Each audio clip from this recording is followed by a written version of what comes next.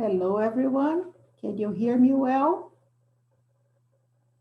Good afternoon. Thanks for coming for today's session.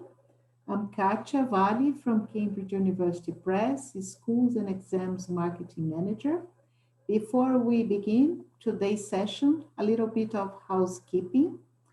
By the end of this presentation, we will send you in the chat box a link to a feedback form. And through this link, you will get access to your certificate for this session. And questions and answers will be taken by the end of the presentation. Today, we have the pleasure of having with us Chris Sowton. Hello, Chris, and thanks very much for accepting our invite. Thank you, Katia, and hi to everybody. Chris Sowton has been working in the field of English language teaching for 25 years. He has worked for a range of institutions, including Cambridge University Press and the British Council, and taught at institutions including Cambridge University and King's College London. He has written extensively in the field as author or co-author on more than 20 ELT books, recently published Teaching in Challenging Circumstances. He has conducted teacher training and educational research in many countries. He has an MA, a Delta, and is currently pursuing a doctorate at the University of Bath. Hello again, Chris, and over to you. Thank you very much. Thank you, Katia, and hi to everybody. As Katia said, we'll have some time at the end for any questions you've got, but please do make use of the chat box if you've got any comments or kind of observations as we go through. And just to very briefly give a little bit more background to me, some of the books I've written for Cambridge and for other publishers, you can see here. So is part of the Unlock series, which some of you may be familiar with.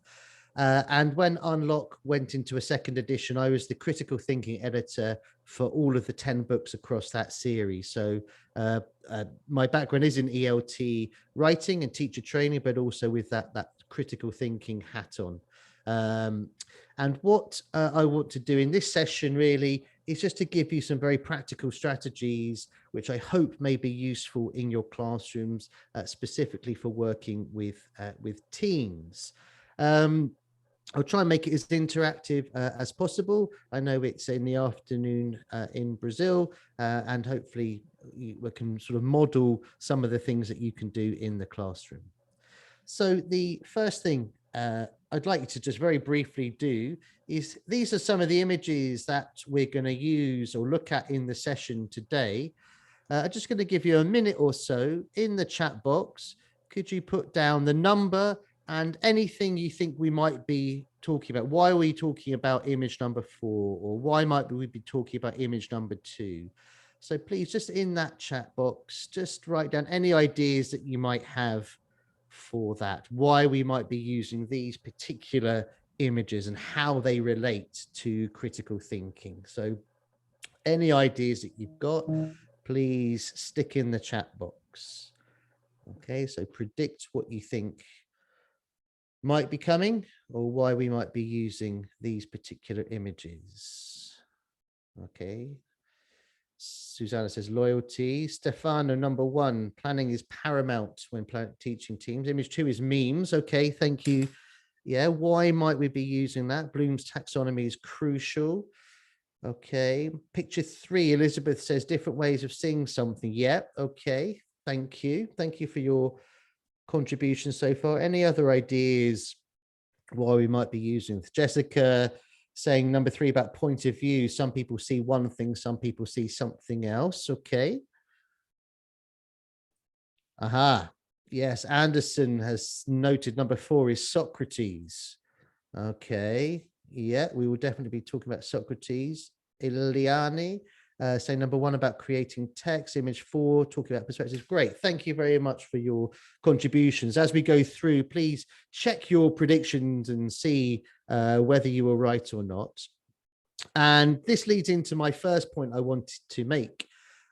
which is about the first strategy, then using visuals to activate schemata. We talk about this a lot, and in lots of our initial teacher training, we talk about the importance of activating schemata, getting students to think about the topic before we start doing it. And this is a way of engaging them critically. And I think often, though, we don't necessarily do it with visuals, or we don't do it as much as we could potentially do. So that's what I was trying to do here, is to illustrate this. And I think often I've seen when people start classes, they go in very boringly with just talking about the session outcomes. And when we're talking with teenagers, this can be very dull. So I say we try and think of the start of a lesson like the trailer of a film. So we're not looking at it, we should be looking at it from that visual perspective. Just to give you an example, I think of, if we think of a film like Jaws, a classic film like Steven Spielberg's Jaws, if we turned it into the way that lots of teachers start their lessons, we might have something like, by the end of the film, the viewers will have, and then we can go on to what? Seen a young woman killed by a shark, or listen to the arguments for and against closing the beach to tourists, and understood why a bigger boat is needed. So I think we need to think more visually, especially at the start of those lessons, as a quick and easy way of grabbing our students' attentions, grabbing the teenagers' attention, and using the kind of visuals that they are doing in their everyday lives. And I think this is one sort of running theme I'd like to talk about tonight, is how we should link what teenagers are doing in their existing lives with the classroom. We shouldn't see them as separate spaces. We should see about the link between those two spaces. Moving on to strategy 2, we talked a little bit about Bloom in that initial task that I set you. And Bloom is, of course, crucial and underlies so much of what we do when we talk about critical thinking. Very widespread ideas, is a useful gateway to critical thinking. But I really want to make the point that whilst Bloom is useful, I think Bloom suffers himself from a lack of critical thinking.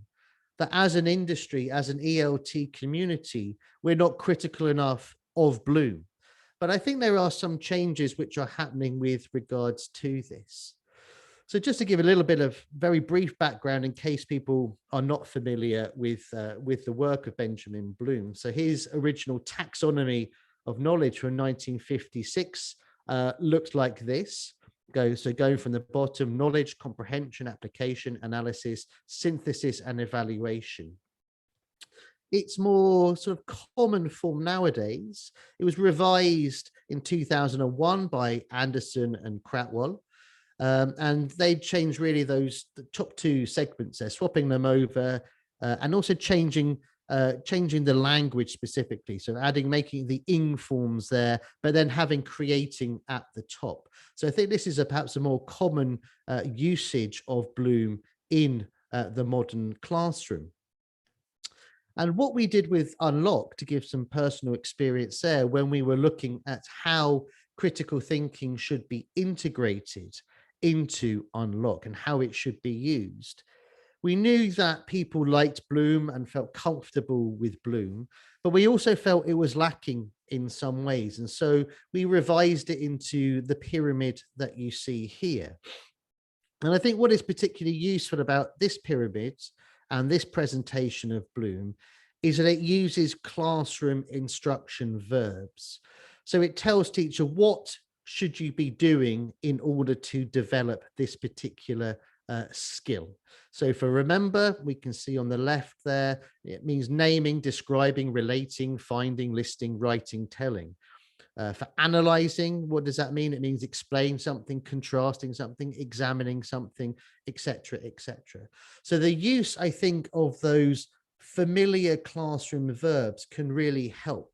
And I think that's been one of the challenges of integrating Bloom into good ELT practice. But I think it can go even further. And certainly one of the challenges, I think, of using Bloom is the shape of the taxonomy. It's presented as a pyramid, and it looks like a hierarchy of knowledge. that we start at the bottom and then we ascend up the pyramid to the top. Whereas I think we need to see critical thinking in different ways, especially, as more multimodal forms of knowledge develop. This is increasingly important. The dominant form of text is not just text itself, but it's multimodal text. There's lots of things happening at the same time. And if we look at, for example, how some people have revised this, so this is one alternative way of looking at Bloom. So rather than seeing it as a pyramid, as a taxonomy in that particular way, we see those different parts of Bloom embedded within each other. So we can see how they relate to each other. They're all, creating is where we are trying to get to, but all of those other skills, all of those other parts are embedded one within the other. And also, I think, as we can see on the right, phrasing it as questions can also really help. It can also really help teachers think from a classroom perspective. What am I trying to do here? What am I trying to develop? What is the specific critical thinking skill which we're trying to do, and how are we going to do it? So for the skill of applying, for example, level 3, the question might be, can the learner use information in a new way? So this is a different way of using that existing information. Okay. This is another way, an alternative way of looking at Bloom. So seeing again as creating is at the top there, it's the main cog, as you can see, but all of those other ones are working to turn it, and they're supporting each other. So again, the presentation of Bloom in this way, it shows the more the integration of those different skills working with each other. Okay. And moving on to strategy 3, and again, Bloom is going to be a link here, as I'll show you in a moment. But we should be encouraging and not just tolerating digital technologies. And I think, as we have seen in the COVID era and the post-COVID era, this is increasingly important as so much teaching has moved online. But I think what we need to be thinking is after COVID, whenever that is, when we return to face-to-face teaching or blended teaching, a mixture of face-to-face and online teaching, we need to see how we can encourage digital usage. We should be looking at the advantages that smartphone use, for example, can have in the classroom, and not just the problems that come with it. And how we can link this to Bloom? Well, there is the Bloom's digital taxonomy, again, which some of you may have seen before, but if not, it's a very useful way, I think, of linking Bloom to the modern world. So we have the same titles, as you can see here, but we are talking about them in the language of technology. So what does evaluating mean in a digital landscape? It means assessing, it means detecting, it means experimenting, it means reflecting, editorializing, etc., etc. So we can really see how Bloom is relevant to the modern world, to technology. And again, a really useful list of tasks and things that you can do in the classroom that you can share with your learners in order for them to see the relevance of critical thinking in what they do in using technology. Again, this is related to Bloom's digital technology, and we have some useful categories here on the right-hand side as well, and what this actually means. So what does it mean to apply in a digital landscape? What it means to use information in new situations, such as models, diagrams, or presentations. So again, what we are doing is embedding Bloom within the language of the students, within their lived realities, what they are doing on a day-to-day basis. And the more we can do this, the more positively that they are likely to respond. And we can push this even further. again, we can do things like, and we can build very good language tasks which link to their critical thinking and their use of technology. So for example, BuzzFeed do a news quiz called Real or Fake, where students have to read about a particular story or look at a particular photo and decide whether it is real or fake. Now, this engenders lots and lots of discussion, lots and lots of conversation, lots and lots of debate, discussion, etc., etc. Fantastic, a fantastic way of provoking language, of getting students to talk about things which they find interesting and fun. There's also the analyzing of deep fakes, for example, this famous one of Nancy Pelosi. Again, these are stimulating for teenagers. It's talking in their language. It's focusing on that sort of tech aspect which they are interested in. You can do reverse image searches, for example, using sites like TinEye in order to decide where a picture comes from and if it's real or not. And also ways of doing fact checking. So there, again, some sources there where you can find out some more information about that, which again, you could potentially integrate into your teaching. And, oops, excuse me. Another way I think that could be very, very effective is the use of memes. So memes, become increasingly popular, becoming viral, going around the world. Lots of your students will be using them, sharing them through WhatsApp and other forms of social media. And again, because it's popular, we can use that for language learning. Anything which they enjoy doing, anything which they're interested in, has that potential for good language learning. So this quotation here from Harshavardhan et al. 2019, there is a need to incorporate digital communicative medium inside the language classroom in an enterprising and novel way while maintaining a low effective filter. Teachers need to be more versatile and integrate digital information in their daily lesson plans and classroom activities. Internet means provide humor and reduce anxiety. And I think those are two really important parts there. Students so often feel anxious when learning and when learning English, and especially if it's online and they're not used to this.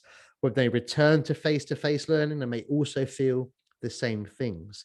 Memes are a way of generating laughter, of being a level playing field, of talking about things which they already know about.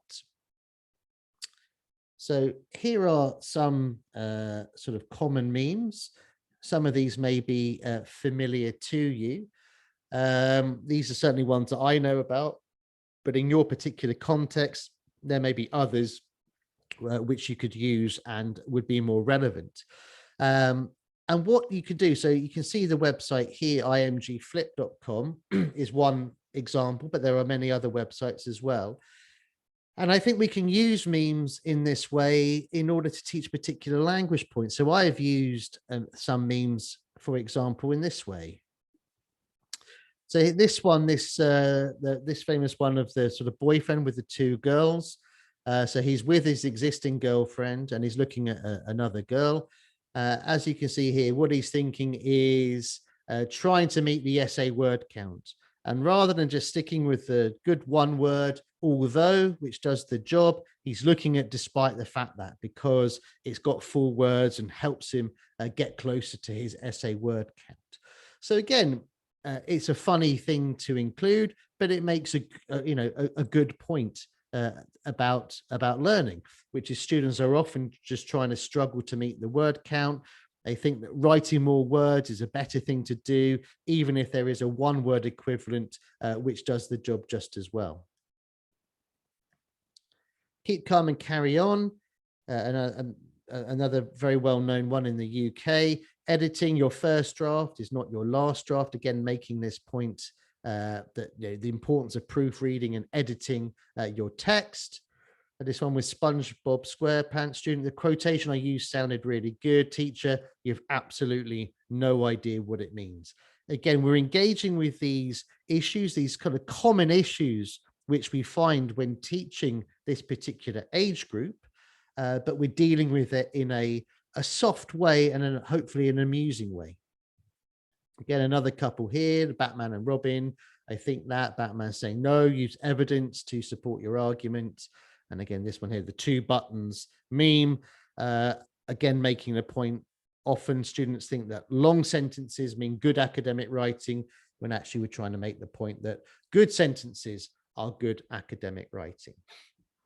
I'm not sure we've got time tonight because there's quite a lot to get through, but you can make your own ones here and share it on that particular website if you would like to do that.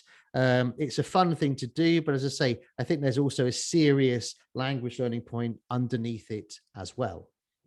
And these are some other ones that some other teachers I've worked with have also created as well, using that same technology, and have reported success in the classroom doing this. And then just pushing that even further, let's potentially also look at how we can use digital tools to promote writing. Again, in the COVID era, this has become increasingly important. But still, I think people are often using tried and tested programs like Microsoft Word, PowerPoint, etc., to do that. I think there's other ways in which we can engage this particular age group. For example, using WhatsApp and other social media services that we can actually use to promote writing in English. Again, whether that is real messages that you ask them to send to you or to each other, or there's also sites where you can make fake WhatsApp messages as well. So in the same way you can use memes to make the points that you want to make, you could also write texts, fake WhatsApp texts and exchanges in order to write or to explain particular writing points that you want them to understand. And I think as well, we should also look at how the use of digital tools can change the pedagogy that we're using as well. So we can look, for example, at promoting more collaborative writing. I think too often we see writing only as an individual task. Speaking, you obviously have to do with other people, but the productive skill of writing is something that you only do by yourself. But I think there's lots that can be learned by doing collaborative writing. You look at the success of a site like Wikipedia, which is based on the premise of collaborative writing. And again, it's a way of potentially reducing anxiety, of developing students' confidence in writing. So looking at promoting that, it can create trust as well between students and a positive atmosphere. So we don't only have to think of writing as an individual task, it can also be something that is done collectively. Okay, so moving on now to strategy 4, which is about how we can bake critical thinking into ELT provision. Again, one of the challenges I think sometimes of critical thinking is that we see it as a standalone skill, as something that we learn by itself, almost as an academic subject. Whereas I think what we need to do is to embed it more in what we do in our ELT provision. Again, when I was the editor of Unlock series, the second edition, I beg your pardon, it's something we were very keen to do, to embed it in regular practice, to not say now it's the critical thinking section, but to try and have it permeating throughout, so that it was almost something that couldn't be seen. It was there, but we didn't necessarily, students weren't always necessarily aware of doing it. It became sort of normalized what they were doing. So one of the tools that you can potentially look into to support that is something called the Cambridge Life Competencies Framework. This is something I worked on as well with regards to critical thinking. And what I particularly like about it is that it's really trying to see ELT situated in its context. It's not just looking at ELT only from the perspective of exams or specific grammatical and lexical outputs. It's trying to see, trying to understand, why are students learning English? What other skills are they trying to develop as a result of learning English, or hand in hand with learning English. And there's 6 particular areas of focus within the framework: creative thinking, critical thinking, learning to learn, communication, collaboration, and social responsibilities. We won't go through this in too much detail now because of our time tonight, but there's a link there that you can go and find more about it. If we just look here, again, what it's trying to do is to see critical thinking as a deep skill. So not just as something separate. So you can see here, understanding and analyzing links between ideas, evaluating ideas, arguments, and options, synthesizing ideas and information. Again, what I think is really nice about the Cambridge Competencies framework is that it's really trying to support students in developing the skills that they need to be not only good students, but I think also good people. And I think that's really, really important. And I think certainly that's something I think we're increasingly seeing as a result of the COVID pandemic, the need to move more in that sort of direction as an ELT community. So again, learning to learn, for example, it's looking at the skills that students may need if they want to go on to higher education in due course, and it's preparing them for that future. Social responsibilities, how can they be a good citizen? How can they take active roles? Can they understand and describe their own and others' cultures? It's preparing them for being a better national citizen, but also a better international citizen as well. So I think the framework offers an interesting approach, and it may impact positively on your own teaching and your own way of working within the classroom. And what it's essentially doing, it's looking at how we move from just a product to a process, from results and outcomes more to competencies, what people are able to do. And again, just that sort of language shift, from students to learners or teachers to educators, we can see perhaps our role slightly differently, from a more top-down model to one which is more distributed, and students are taking more responsibility for what they do themselves. And not just looking at what they need now from a language perspective, but what they need now, but also in their future as well. Okay, on to strategy 5 is to think about critical thinking and how we assess it. Again, this will be different in the different institutions that you work in.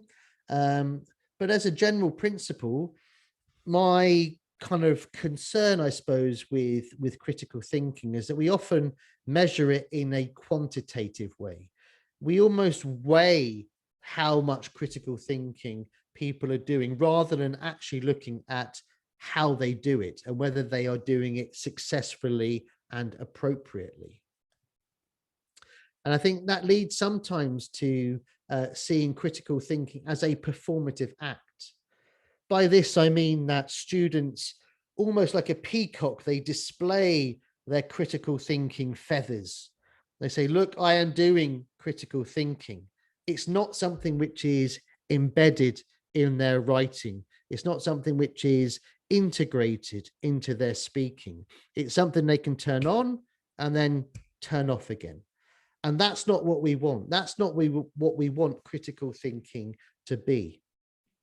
And also as a result of that, I think we can say that critical thinking can sometimes be related to what we can call epistemic justice. So that students who are confident, who have had a particular social or educational background are able to do that. They are able to display their critical thinking. They are able to do the things which they know is expected or which will get them higher marks. Whereas actually students who may be trying to genuinely do critical thinking, who are genuinely open to changing their mind and reflecting on things more deeply, they may not get rewarded in terms of assessment in the same kind of way. So to give an example, so one criterion in a university I used to work in for essay writing was, does the student use a range of appropriate sources? Okay, that's the criterion that was used. But I think often I was the module leader on this particular course. Often teachers would really be asking the question when they marked it, does the student use several different sources? We're not really looking at how they use them. We're looking at just the number that are there. And if we see, well, they're using a couple in favor and a couple against, well, that's probably fine. And they would often get a good mark as a result. So we need to dig underneath the surface. Another one, does this, the criterion was, does the student give a clear, well-argued position? Okay, that was the criterion. But in reality, often teachers were marking, does the student give a position which represents just a range of different views? That's really what was being marked. So again, we're not really seeing critical thinking properly. We're not really evaluating it and assessing it as we should. Obviously, this is something as teachers which we can do to some extent, but it's also something which institutions also need to take on board and to think about. Okay, one of the challenges as well with regards to assessment is that the actual term itself, critical thinking, is quite a contested term. And if the term is contested, if there's no sort of agreement on what it means, then assessing is by definition a difficult thing to do. Again, this quotation here in Webster 2016 highlights this. I turned to more experienced colleagues for advice, a step which revealed that many of my colleagues felt equally unsure about or unable to explain to me what is meant by critical thinking, and also seemed to be unclear on how to guide their students in this, particularly in their own academic production.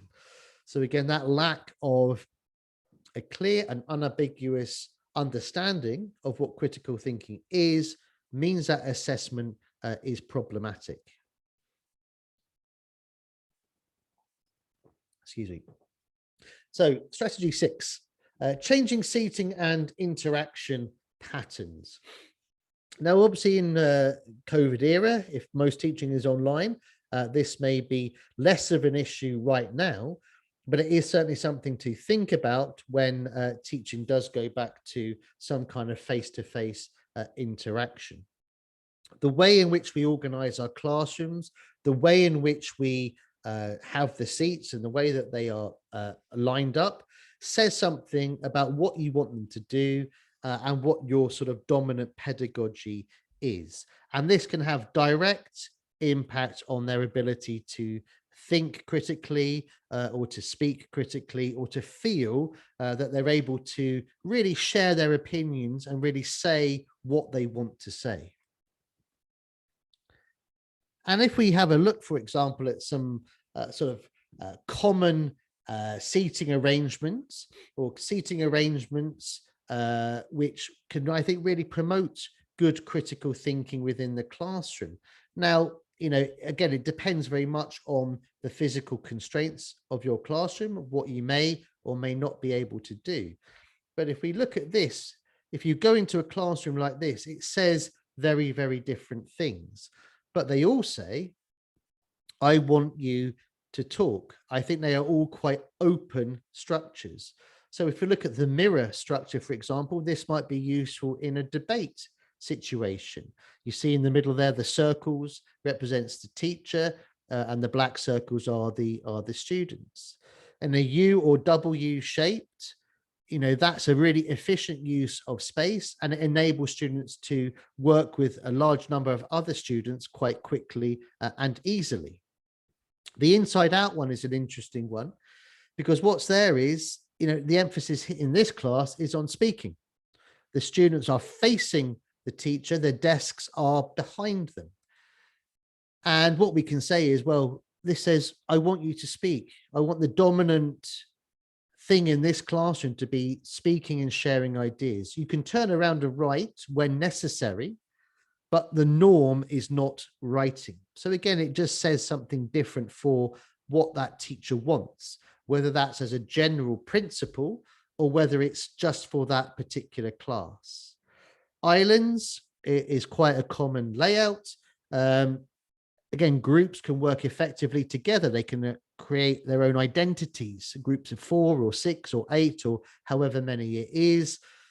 And then that family table or boardroom, again, in particular situations, that layout may be useful. But I think what's important is to think about the layout and to think about what you want from a particular class. And if you do have the flexibility to move things around, I think it can be a very useful thing to do. And also thinking about interaction patterns. Now, these are 3 common interaction patterns, which I'm sure many of you will be familiar with. And certainly they're in many ELT books and may have been in your training. But again, how often do we do these? You know, one of my particular favorites is the donut or onion ring, where people face each other, they do a speaking task, and then people on the outside move around one space clockwise, and then they repeat the task with the next student. What I really like about that particular interaction is that it's a way of breaking down barriers in a class. It's not just students talking to the same students. When students are just talking with their friends, people they know well, they are probably less likely to be critical, and they are more likely to use safe talk and to sort of focus on things which they're already comfortable with. There's also the value of the task repetition. The more confident they get with the content, the more likely they are to be critical and to challenge some of those ideas. Again, it's that link between the linguistic and the cognitive. Once they have secured the language, once they're more confident in using the language, then they are more likely to take a risk, push themselves, to maybe say something new, to say something they are not quite sure about. So again, these sorts of interactions can really help with that. Okay, strategy 7. So we can also think about how we use non-linguistic ways in to support critical thinking development. So again, this is linking back to sort of the use of visuals that we said at the start of the session, but perhaps pushing it a little bit more, becoming a little bit more critical. Now, these are pictures which you may already be very, very familiar with, but again, they are very simple, but they can really generate lots and lots of discussion. There's the optical illusions on the left-hand side there with the faces and the vase. There's the duck rabbit, Wittgenstein's duck rabbit. So some people see a duck, some people see a rabbit. Is it both? Is it neither? Etc. etc. And then the famous dress where different people see it as different colors. So again, these sorts of things are just good for provoking those discussions, for really starting those conversations. And this as well, again, just because of time, I won't play it, but it will be in the link. These sorts of things where you listen to someone and you're thinking about a particular word, and then you either hear one word or the other word, but it's the same sound each time. Okay. Emojis as well. Again, thinking about the kind of things which teenagers use in their everyday communications. Again, they can be really good starting points for conversation. You know, you may be a question, how do you feel about this particular question? Respond with an emoji rather than asking them to give a sentence in English or to explain themselves, which can be a challenging thing to do. Maybe the starting point, the way in, can be an emoji. And say, well, I feel like this particular emoji. Okay, why do you feel like that? And then you can start, then you can build a conversation. And also a blob tree. I don't know if any of you have seen this before, but again, I think it's a very useful thing to have in the classroom, perhaps more related to how students are feeling at a particular stage, how they are feeling in terms of their learning progress, or if they come to you and they have a particular issue or challenge, then they can identify which of these particular blobs they feel like. Do they feel like the blob who is standing on a platform and smiling? Do they feel like a blob who is hanging on for dear life? Are they one who is falling down? How do they feel? How do you feel at particular times in the classroom, and so on? Again, these non-linguistic images, these non-linguistic ways in, can help to start a conversation and to help students be more critical. You know, if they are finding it hard to do that, these can be the things which gently push them in that particular direction. Okay, we're nearly there. So 3 more strategies which we'll go into, and then as I say, some questions at the end. So if you do have any questions, please do add them in the Q&A box. So strategy 8, maximize the critical thinking opportunities at all times. So this can be as simple as pushing learners for giving reasons. You know, if they say something, ask them why, push back on what they say, and really listen to them. I think too often as teachers, and I know it's something I'm guilty of myself, when we ask students to share their ideas on a particular subject or to give their feedback on something, we don't really listen to what they are saying. We, you know, especially if it's the 3rd or 4th period of the day, we're a bit tired and so on and so on. We don't really listen to what they say. But I think it is really important, as much as we can, to do that, to encourage them to speak next time. You know, if they know we are not really listening, then they may not be motivated to offer their ideas again.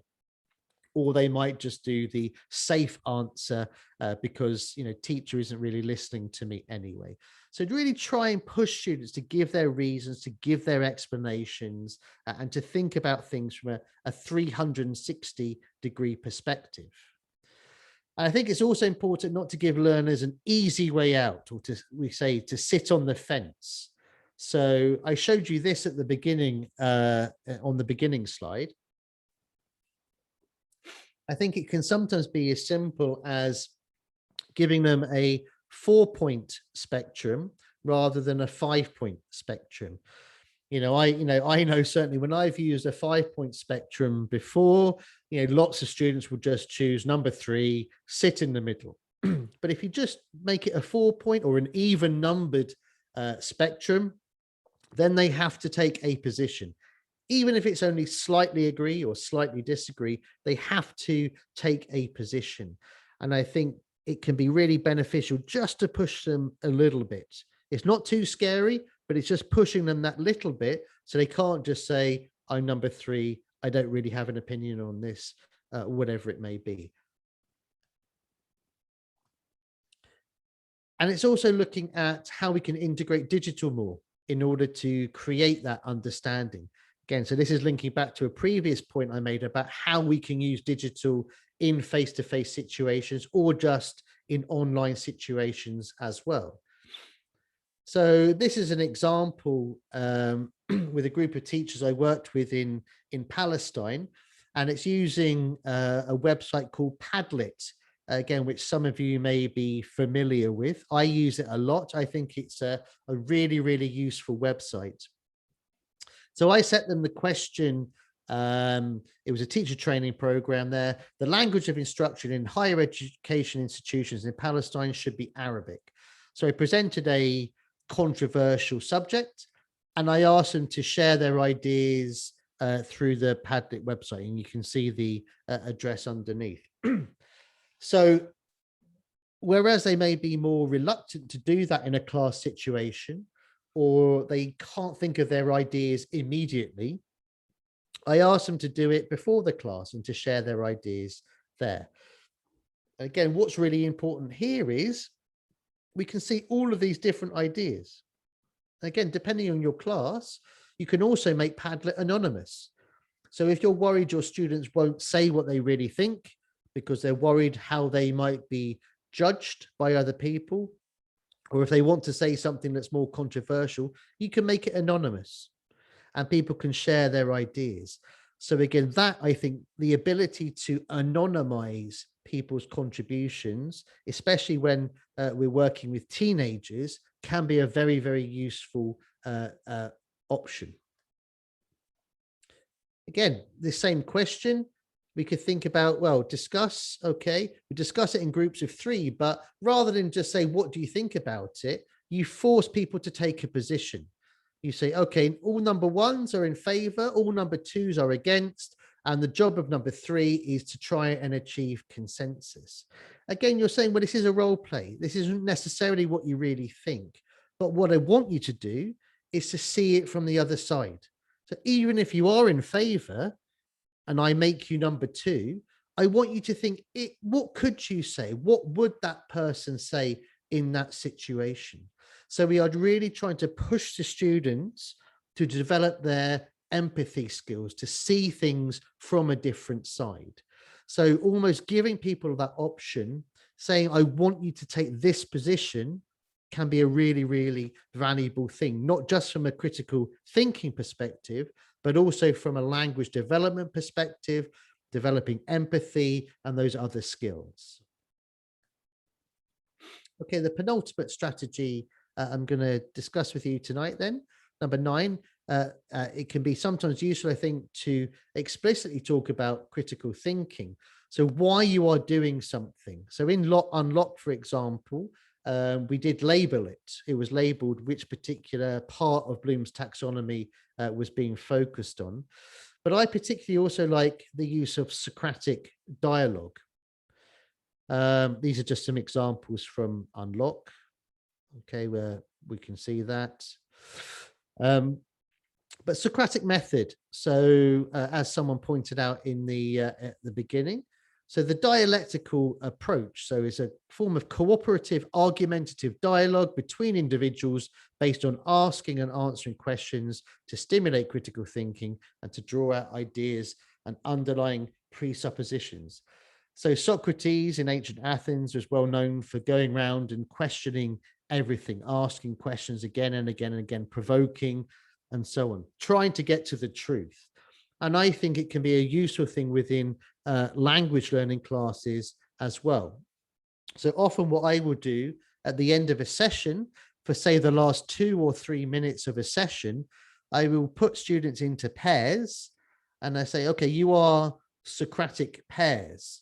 Okay, it takes a little bit of explanation at the beginning, but afterwards they understand it very, very quickly.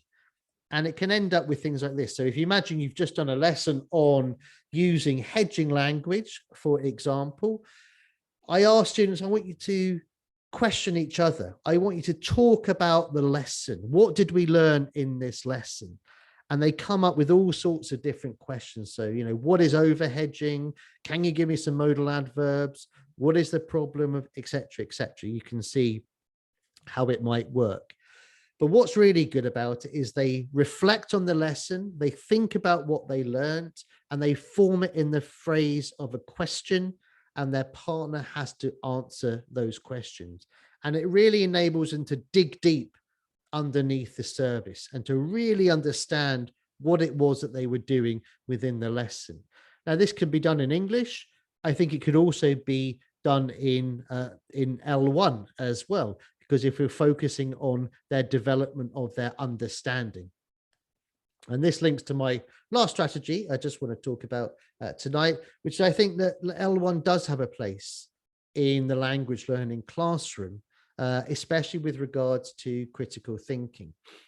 I think sometimes when teachers give feedback about critical thinking or their students, they say, oh, my students are very bad at critical thinking, they can't do it. Why? And I think often the reason they can't do it is because we're asking them to do things which are sort of cognitively hard and linguistically hard at the same time. And I think that's a really, really difficult thing to do. We're asking them to say their opinion on something in a different language. And that can be, I think, very, very hard. So I think one option sometimes is to do it first in L1, so they can think through their ideas and get to know what they really think about that particular question from a conceptual basis. And I say, okay, now you've thought about it, do it in the target language, or do it in a mixture of the target language and the L1. And they say, okay, now you've done it in that, do it again and do it again, and try and use more and more of the target language each time. So I think that scaffolding, that additional support can be really, really useful and really, really valuable for our learners. Okay, so this is just a quick recap then of what we've looked at today. So the 10 strategies. I hope you found them useful, and I hope that some of them sort of help you develop your own thinking about critical thinking, but also some of them are practical and you can use them within your own practice. And those are the next set of 5 there. And I say I hope it was useful, and there's a few minutes left for any questions that you might have. So I'll hand back to Katia. Hello, Chris. Hi. Thanks very much for this very interesting presentation. We do have some questions. I have a list here. From Tiago Rodrigues, he asks, I have always thought that designing a task that trigger HOTS, high order thinking skills, would activate LOTS, low order thinking skills. Am I wrong to think that? Yeah, thank you for your question. I mean, I think it can be challenging. I think for some students, phrasing it in that way, I think, can be off-putting. I think sometimes my own view is that we see it too hierarchically. And I think that taxonomy doesn't help in that way. And if I'm honest, I think that division between HOTS and LOTS isn't, I think, particularly useful. I think we need to look at how we can embed all of those different skills working simultaneously. I think if we phrase it in those ways, it can be quite off-putting for our students, but it can also, I think, for us as teachers, become perhaps slightly stressful as well. Sometimes we've got to think, I've got to do this first and then got to do this next, and so on and so on. So, I mean, I would say I think your assumption is right. If you are doing HOTS, then those other skills are probably sort of underneath that and part of that process. But my own view would be anything which gets your students thinking critically is a good thing.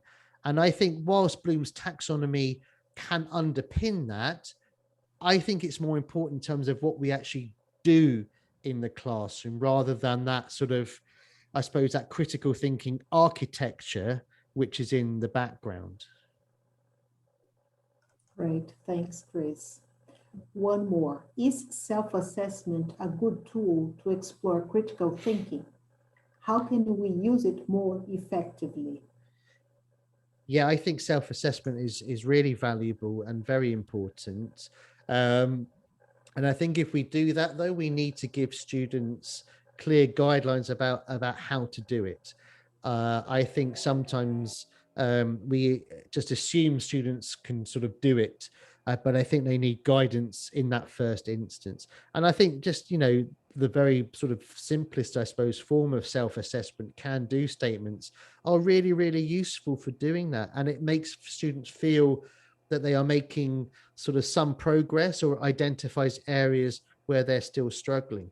I think if we do use can do statements, it's not just about can do yes or no. It's not a binary question.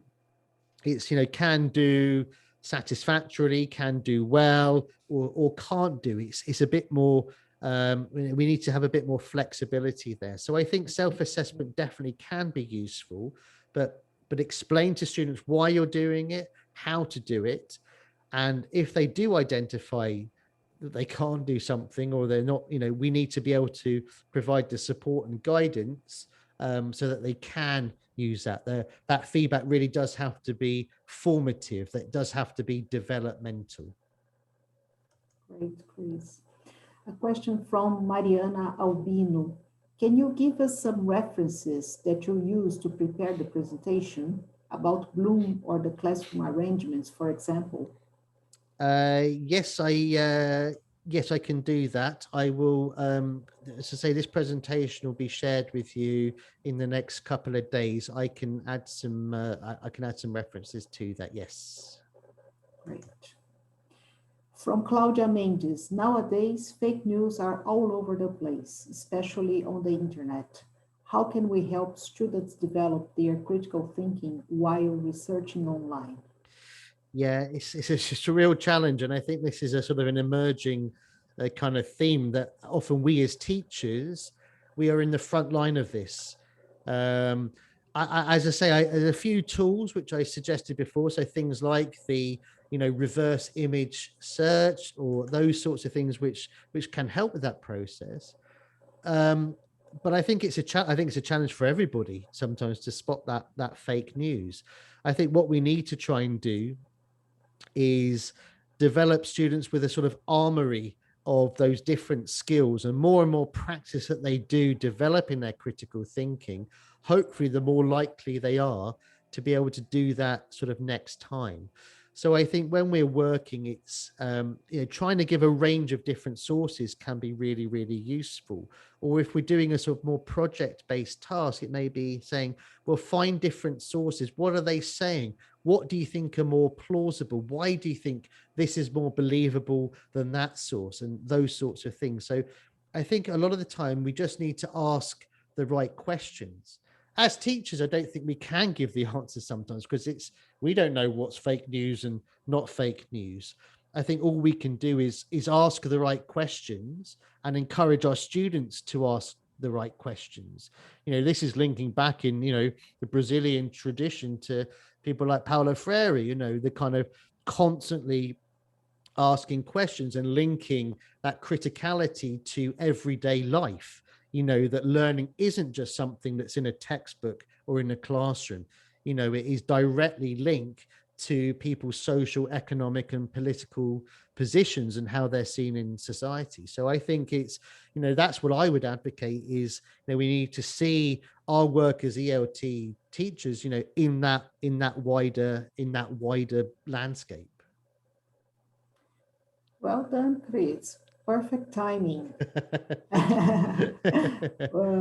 Thanks a lot for your inspiring presentation. Thank you. Participants will see in the chat box there's already a link to the feedback form, and from there you can download your certificate. We thank you again very much for being with us, and see you next time. Thank you very much. All the best. Keep safe and well. Okay. Bye-bye. Bye-bye.